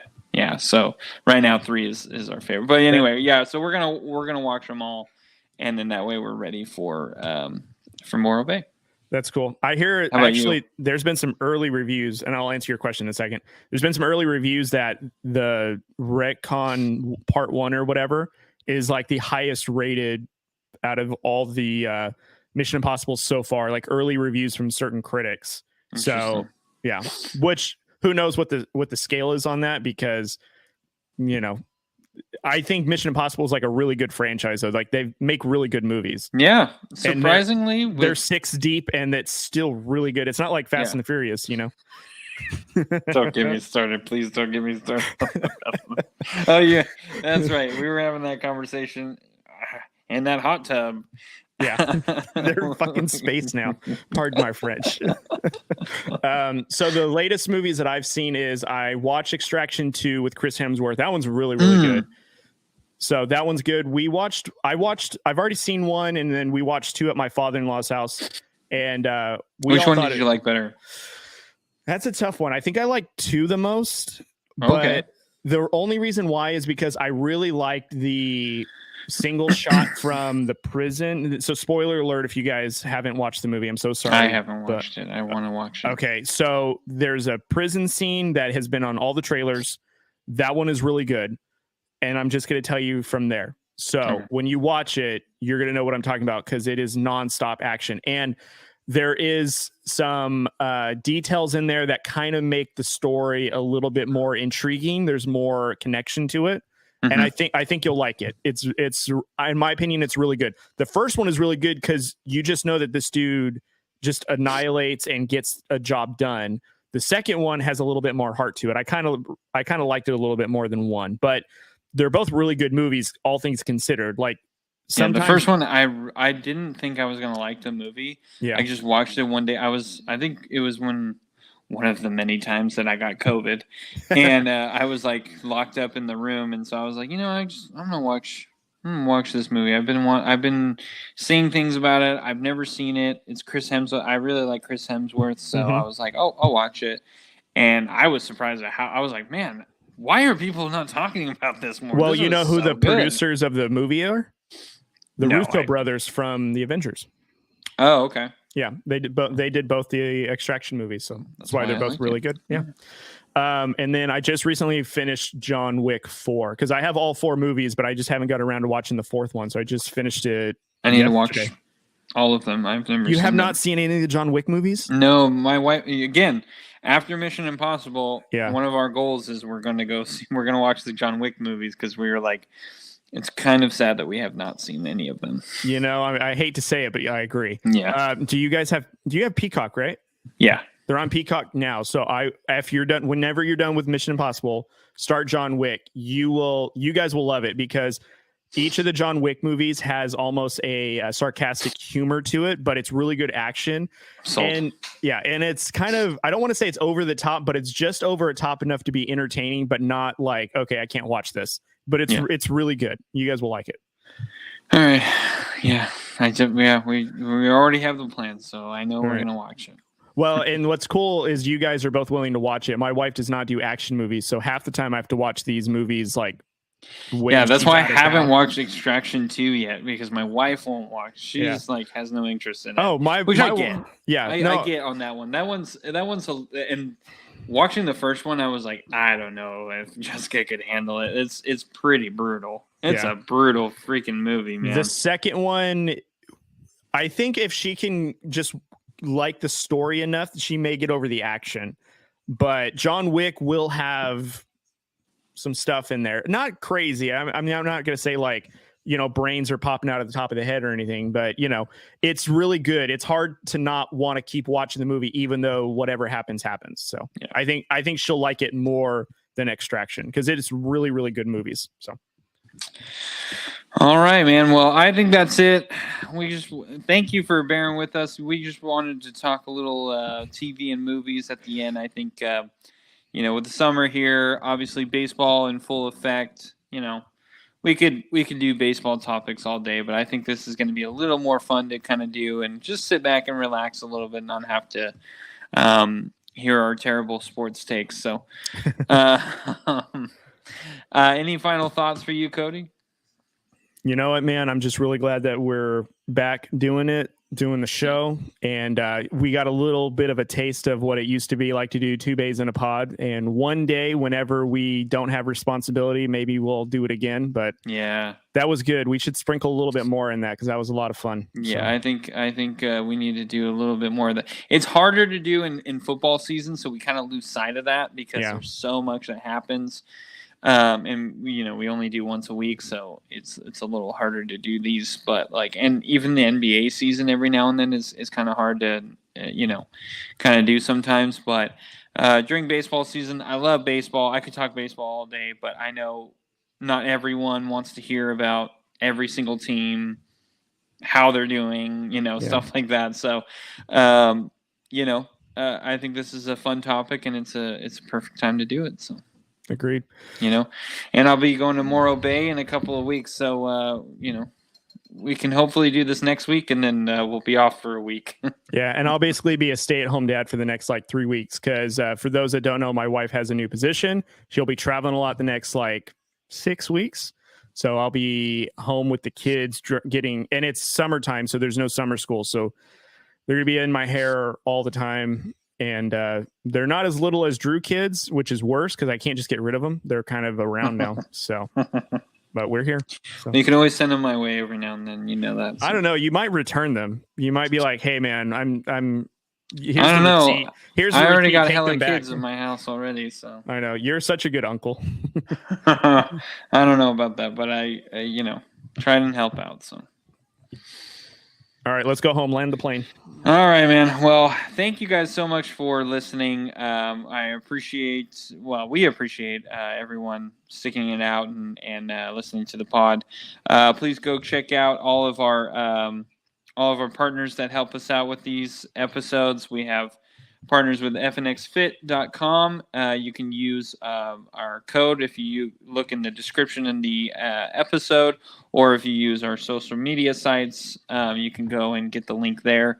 But go check them out. They got great workout gear, great workout supplements. I am more of the supplement guy. Cody's more of the gear guy.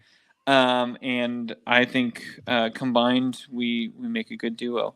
Well, recently I've gotten the protein powder, and it is good. You did? Yeah, it is as good as advertised. It's not your favorite, but you know what? It's not as expensive as what you could be paying for. So that's for sure. It's a good substitute, and it's good. It's good stuff. I will say I've had some bad ones. This is up there with some really good ones for the price point. So it's definitely worth it. For sure. So that's all good stuff. So go check them out. Also partners with Fanatics. Again, if you want to use the link, you can find it in the description or on any of the social media sites. You can use the link to Fanatics. They always have deals. Please go.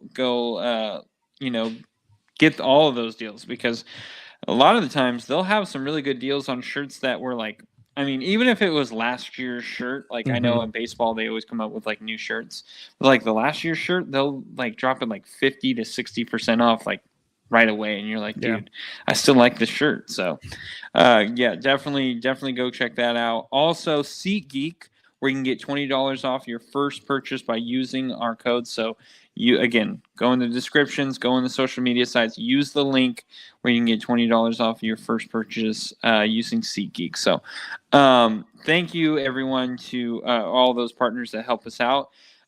Also, go check out our social media sites, which is we're on Facebook, Twitter, and Instagram, also YouTube and TikTok. So subscribe or like and comment on any of the videos or posts that we have. We always want to hear from you guys, so please do that. Also, we appreciate all the love and support we've gotten over the years through the podcast.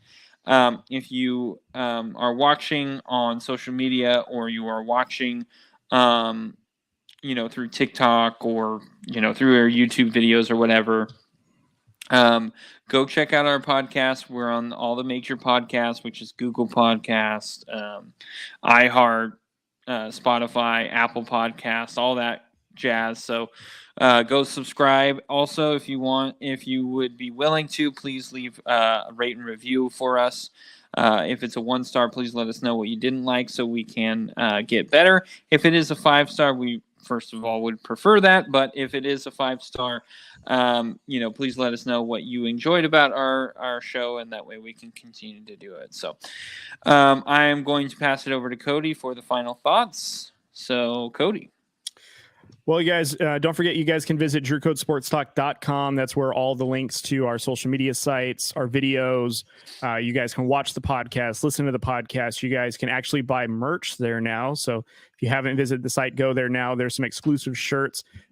Drew's son actually has some of the first exclusive Drew Code merch, which I hope he enjoys them. I'm not sure if he's worn it or not. Yes, he's worn both of them already. Okay, good. So if you guys also want exclusive merch, go to the website, check it out there. We're now also on Threads. So for those living under a rock, it is basically Instagram's Twitter. So go join us there as well. I don't know how Threads. I've never even heard of this. You haven't heard of Threads? Okay, dude. Do you not like turn on just even social media in general, because it's been everywhere? I'm on Twitter, but it's not on my Twitter. Well, because everyone's leaving Twitter. Have you not heard? No. Okay, so I gotta get Drew up to speed here. Okay, so Threads is Meta, so Mark Zuckerberg's Twitter, but it's called Threads. Literally the exact same thing. It just doesn't malfunction like what's his name, Elon Musk's Twitter does. So just remember how Twitter used to be good. Well, that's what Threads is. So, all right. Yeah. And so if you sign up with Threads, which is free, it syncs all your followers and followings, and you're automatically following them and all that stuff. So you don't really have to do anything. It's fantastic. I might actually download that. Yeah. So I highly recommend it. Drew Code has it. I just got my personal one. So it's very easy to use. It's literally exactly like Twitter. It's just Threads. I love Twitter. That's one of my favorite. Yeah. So Drew Code is on Threads now. So if you're there, give us a follow and check us out there. Well, apparently I'm already going to be. Yeah. Well, you automatically follow us when you turn it on. Yeah. You'll notice that. So there you go. All right, guys. So we'll see you guys on the next time. Drew, get on Threads. I don't know where you've been, man. It's been up for like 24 I love hours. the young people. Hey, all you young kids. Okay. We'll see you guys later. We appreciate y'all. Have a good night, and we'll see you next